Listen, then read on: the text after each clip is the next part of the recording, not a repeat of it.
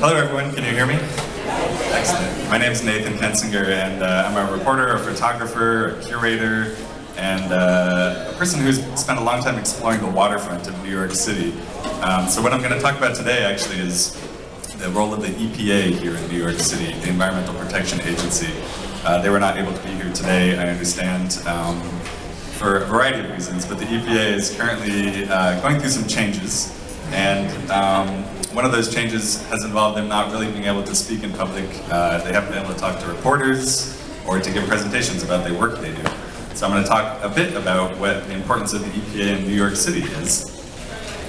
And I thought I'd start by going back to some images from the 1970s, really looking at what the condition of the city was when the EPA was founded. The EPA started in December 1970 by order of President Richard Nixon.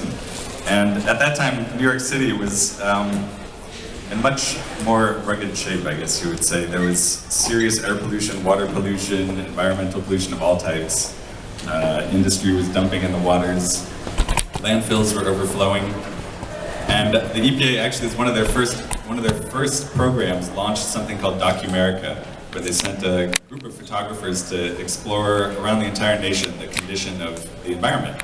So this series of images is for Documerica and from the EPA, showing New York City specifically in the 1970s.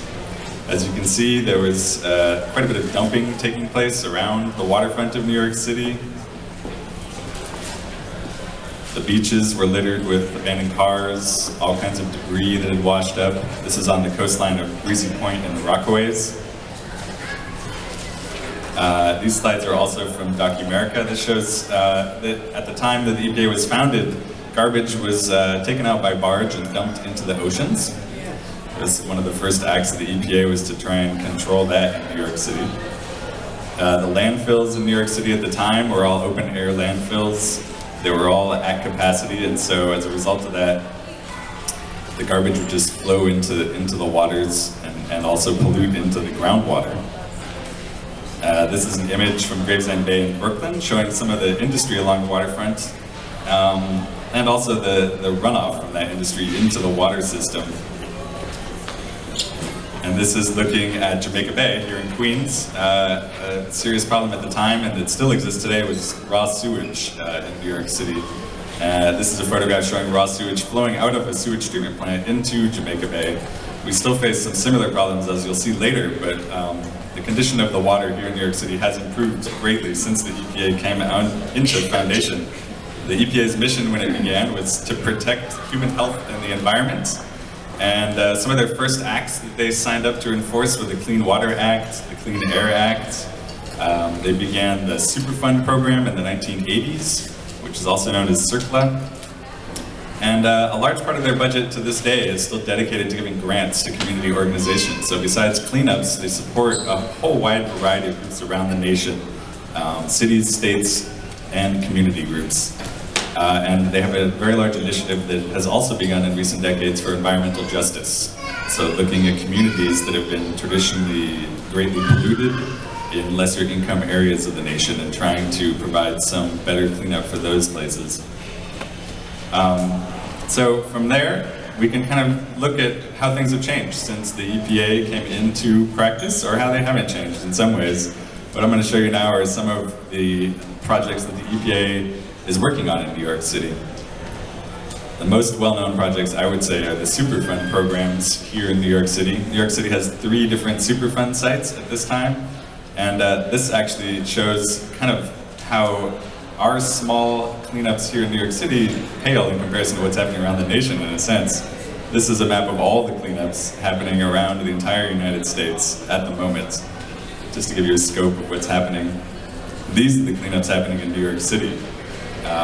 They may look slightly sparse. If you were to look really closely at this, you would see there's 3 major Superfund cleanups and several smaller programs that are happening around the city. The Superfund programs include the Newtown Creek, which is on the border of Brooklyn and Queens. The Newtown Creek is, of course, one of the most polluted waterways in New York City. It was declared a Superfund in 2010. And some of the issues that it's addressing there, the cleanup on the Newtown Creek, include that same raw sewage problem. Newtown Creek, it traditionally takes in millions of gallons of raw sewage after every rainfall because of our outdated sewer system. The creek is also polluted by a long history of over a century of industrial pollutants as well.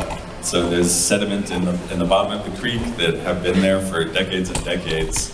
There are runoff from the various factories around the creek, and it also is the site of the largest oil spill in the United States, or what was the largest oil spill in the United States, up until the disaster in the Gulf.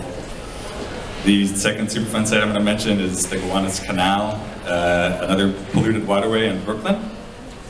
Facing a very similar history of sewage runoff, industrial pollution, this cleanup has also just begun. It started in 2010 and will take at least another decade, if not 2 to 3 decades, to complete. And the third Superfund site in New York City is in Ridgewood, Queens. This is a site that was the Wolf Outport factory where they dumped thorium sludge into the sewer system of Queens. So underneath the streets of Queens is radioactive waste still present that's radiating out into this neighborhood in Ridgewood, which they placed an enormous lead barrier on top of to help protect. But again, the cleanup in Queens is going to take, at least a decade, if not more. Some of the other EPA activities in New York City include enforcement, of course, enforcing the Clean Water Act, the Clean Air Act. There was recently a $900,000 fine against the Queens Cesspool Company that the EPA, I'm getting the 1 minute sign, so I'm going to speed up. Community cleanups, much smaller cleanups around the city, brownfield grants, and of course environmental justice grants. The EPA has supported a whole variety of groups here in New York City, from Grow NYC to the Friends of Van Cortlandt Park to the Eastern Queens Alliance, who are working on a host of issues around the city. I guess this will be my last slide to end on. This is, I guess, talking about the current conditions with the EPA, something we can discuss later. The current administration of the EPA are proposing 31% budget cuts for the work that they do, which will eliminate 32,000 EPA employees, which is 19% of their workforce. It'll defund the Superfund program, which we are benefiting from here in New York City, by approximately $330 million, which is about 30% of the budget of the entire Superfund for the entire nation.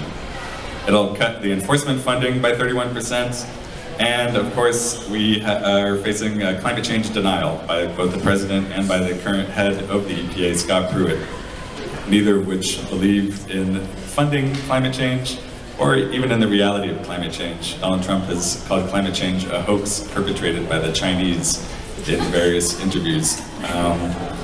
And in addition, finally, I'll wrap up and say that one of the last things that's being proposed is to actually just outright abolish the EPA. There's been bills that are being planned to be introduced to Congress to get rid of the EPA.